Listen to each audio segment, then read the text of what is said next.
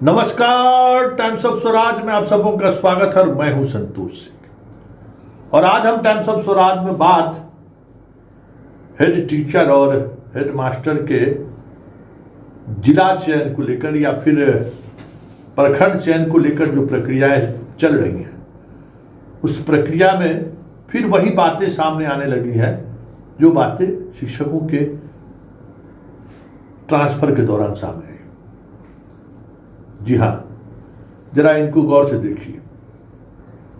ये हैं मितरंजन कुमार जी, इनका नाम मितरंजन कुमार जी है। बीपीएससी से हेडमास्टर के पद पर इनका चयन हुआ है।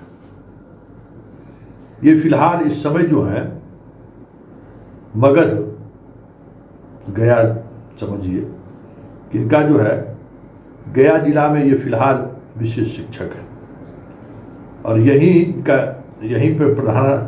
पर ये काम कर रहे हैं और इनका बीपीएससी से चयन हुआ। विकलांग है, देख ही रहे हैं, ठीक से चल नहीं पा रहे हैं। इनका जब हेडमास्टर में हुआ तो इन्होंने अपने प्रमंडल के 3 जिला गया, अरवल और जहानाबाद विकल्प के रूप में इन्होंने दिया, लेकिन मगध प्रमंडल में इनका जिला अलॉट नहीं हुआ और तिरहुत प्रमंडल मतलब मुजफ्फरपुर प्रमंडल के अंतर्गत मोतिहारी पूर्वी चंपारण जिला इनको अलॉट हुआ है। मेरा नाम मितरंजन कुमार है। मेरा हेडमास्टर पद पर चयन हुआ है। इसमें हमने जो है विकल्प के रूप में मगध प्रमंडल के 3 जिले गया, अरवल और जहानाबाद दिया था, जिसमें गया जिला मेरा जो है गृह जिला है, लेकिन मेरा इस पद पर जो है आवंटन तिरहुत प्रमंडल के पूर्वी चंपारण जिला में हो गया है, जो यहाँ से बहुत दूर है और वहाँ आने जाने में मैं बिल्कुल जो है असमर्थ हूँ। मैं अब आप बताइए, गया का आदमी मोतिहारी में पोस्टिंग, वो भी मोतिहारी जिला में पता नहीं कहाँ पोस्टिंग हो गई और साथ में विकलांग, खेला होवे कि ना होवे, बेचारा को परेशानी होगा कि नहीं होगा, वो हेडमास्टरी करेंगे कि क्या करेंगे, क्या क्या क्या समस्याएं इनको फेस करनी पड़ेगी। आप समझ जाइए, न ठीक से चल पा रहे हैं, न ठीक से बैठ पा रहे हैं। तो जब आप विकलांग को नियुक्त कर दिए हैं तो फिर विकलांग की नियुक्ति के साथ साथ विकलांग कुछ काम भी करे, ये भी तो विभाग सोचे। अब गया से जो है सो 200 किलोमीटर दूरी पर पोस्टिंग हो गया, परिवार के साथ रहना, क्या स्थिति आप देख ही सकते हैं। ठीक से चल नहीं पा रहे हैं और इनको स्कूल संभालने की जिम्मेवारी मिलेगी, 10-12 शिक्षकों को संभालने की जिम्मेवारी मिलेगी। ये एक उदाहरण है। इस तरीके के सैकड़ों शिक्षक हैं जिनका तबादला इस तरीके से हुआ है। उसमें बहुत सारे विकलांग भी हैं, बहुत सारी महिलाएं भी हैं। अब औरंगाबाद की महिलाओं को अगर किशनगंज में पोस्टिंग हो जाए तो क्या होगा। इस तरीके से भी पोस्टिंग हुई है। बेतिया की महिलाएं हैं, उनको भागलपुर पोस्टिंग कर दिया गया है हेडमास्टर के रूप में। अब समझिए कि वो क्या काम करेंगे। देखिए, विभाग को ये समझना होगा कि ये ब्यूरोक्रेटिक पद नहीं है, ये बीडीओ सीओ नहीं है, ये शिक्षक है। और शिक्षक जिस तरीके से सरकार हर पंचायत में स्कूल खोल दिया है, ऐसी स्थिति में काम करना बाहर के लोगों के लिए कितना दुरूह है, शायद विभाग ये समझने को तैयार नहीं है। विभाग को जैसे जिला वाइज कैडर बनाया ना बीपीएससी, हमें लगता है कि जिला वाइज उस जिला के ही नागरिक को, जैसे अगर मान लीजिए कि जहानाबाद जिला में 200 वैकेंसी है तो सिर्फ और सिर्फ जहानाबाद जिले के 200 शिक्षकों की वैकेंसी निकलनी चाहिए। क्योंकि शिक्षक, एक बात समझने की जरूरत है कि शिक्षक अपना सब कुछ दांव पे लगा के कभी भी बच्चों को बेहतर शिक्षा नहीं दे सकता है। उसका अपना भी परिवार है, उसके माँ पिताजी हैं, सब कुछ। और इस विभाग में तो कुछ करते ना हम लोग, क्या वो कहा बाइली आमदनी तो कुछ है नहीं। एगो सिवाय मध्याह्न भोजन वाला हेड मास्टर साहब को जो मिल जाता हो, तो हेड मास्टर बनेंगे तो इनको कुछ बाइली आमदनी होगा।